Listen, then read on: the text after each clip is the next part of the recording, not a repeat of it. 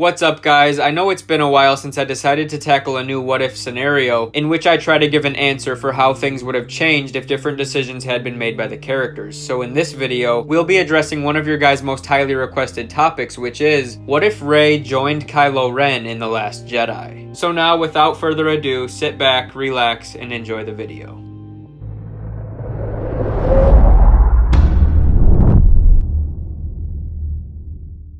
Kylo made no attempt to hide his desperation. He had lost everything. Deep down, he couldn't have cared less about the First Order. It was simply the only thing left that gave him any sense of purpose. But Rey offered something brand new.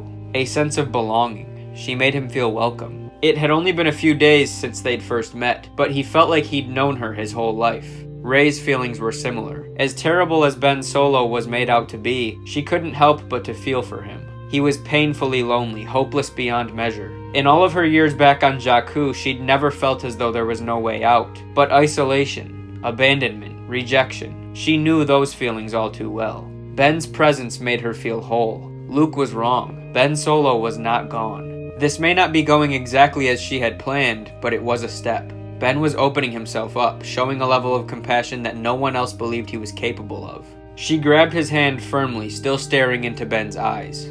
"The fleet," she repeated. He smiled ever so slightly and then responded confidently, "Of course."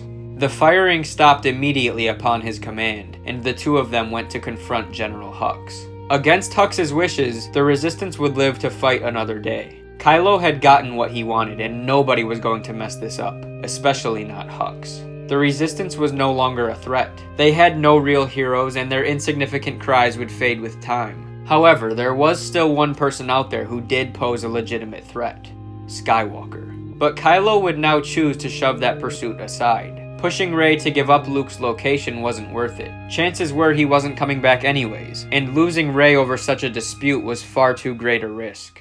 1 year passes and the galaxy is in a state of relative peace. Most systems have begun to accept Kylo Ren as a serviceable ruler, with violent demonstrations of power growing increasingly rare. He meant what he said that day when he offered his hand. The Sith and the Jedi were the past. There was no need for that age-old fight to carry on any longer. The Resistance is still around, but there's simply nothing to fight for anymore. And so, just as Kylo predicted, they faded away. Rey misses her friends from time to time, but the belonging Ben provides is something they simply could not give her. As much as she wishes they could all come together, Rey understands why Ben does not feel he can return. And the birth of their newborn child promises to bring plenty of excitement to their future. Although their abilities are not needed very often, Rey and Ben continue to train, deepening their connections with both sides of the Force. They are neither Jedi nor Sith, but something completely new. They do not fear the dark side, but they are not consumed by it either. And just when the galaxy seems to be returning to a state of peace, just as the Force begins to feel balanced once more, darkness returns with a vengeance, as Darth Sidious broadcasts his return to the rest of the galaxy, and threatens to throw everything out of sorts once again. Peace is Ben's ultimate goal, and he was very happy with the direction his life was heading, but he couldn't help but feel an inkling of excitement when the news of Palpatine's return surfaced. Was he crazy for feeling that way? Absolutely. But he was his father's son.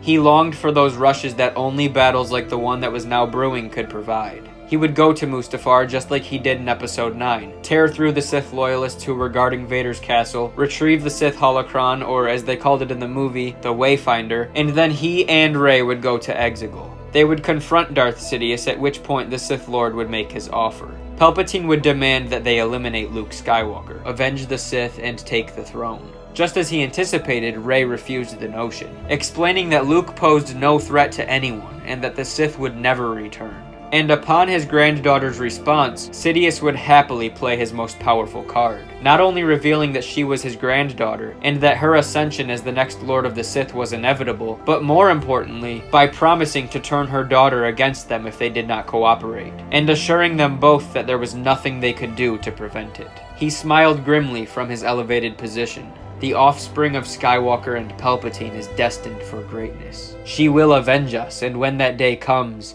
you will die at the hands of your own blood. At the hands of the true Chosen One. At the hands of the Sithari. As Rey ignited her yellow lightsaber, Kylo did the same, but quickly pointed his weapon in the most unexpected direction. His fiery crossguard blade crackled at Rey's throat as Sidious laughed from above. Keeping his eyes locked onto hers, Kylo agreed to destroy Luke Skywalker and return to claim their prize. Rey's lips tightened as she reattached her lightsaber to her belt. Kylo lowered his weapon and turned to Sidious, warning him to stay away from his daughter or die. Ben did not say anything as they returned to their ship. He simply flew back to his destroyer, gathered their child, and then set course for the Resistance base. He dropped Rey and their daughter off a short distance away, knowing they would be safe here. Before departing, he grabbed Rey's arm. "Hey, I'm sorry, I didn't mean to." She ripped her arm away and exited the ship. He wanted to go after her, to hold her in his arms and remind her how much he loved her, but there just wasn't time for that right now. Ben took off and went to Ahch-To. He'd known for some time that this was where Luke had exiled himself, but there really was no reason to pursue him, until now. He climbed the mountain and found his uncle at the peak, meditating on a far ledge. Luke was well aware of what had been going on and knew exactly why his nephew was here. Ben began to ask Luke to come with him, but Luke's mind was made up. "This is not my fight, Ben. You made your choice years ago, and I've made mine. I'm never coming back." Ben scoffed as he looked over the ocean. "Of course you're not. You're too great to go looking for a fight, even when you know it's to do what anyone with half a brain knows is right. No wonder Palpatine outsmarted you for all this time." Luke walked past his nephew. "Good luck, Ben."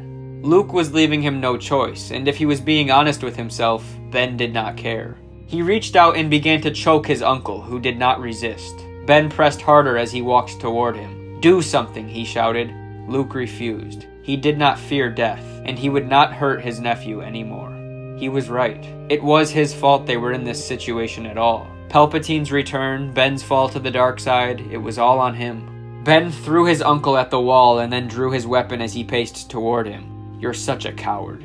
And he raised his blade into the air in preparation to deliver the final blow. But as he did, a voice that he had not heard in a long time reached out to him. His mother now stood between the two of them, forcing Ben to lower his saber. "Look at you, both of you. You fought for the same cause, shared the same goal, and you've been split apart by a common enemy, and yet here you are. Fate has brought you back together, and still, you're playing right into Palpatine's hand." She looked away from Ben and turned to Luke. "What would our father think of you, Luke? Come back, finish what you started. No one's ever really gone." She disappeared at once, leaving just the two of them there once again. They met each other's eyes and shared a moment as they felt Leia's life force leave, and the Princess of Alderaan became one with the Force. Kylo took a step forward and fell to the ground, sitting right next to his uncle, and to his surprise, Luke spoke first. "I have been a coward, but if you'll give me another chance, I'd like to help you, for Leia."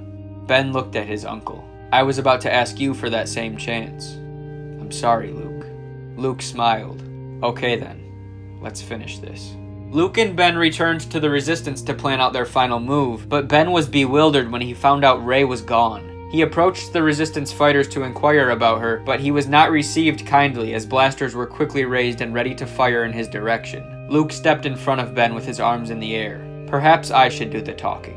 After a short conversation, the two of them would come to learn that Rey had never been seen on the base at all, but it was mentioned that a ship had gone missing a few days ago. Ben searched his feelings, reaching in every direction looking for Rey, but for the first time in forever, there was nothing.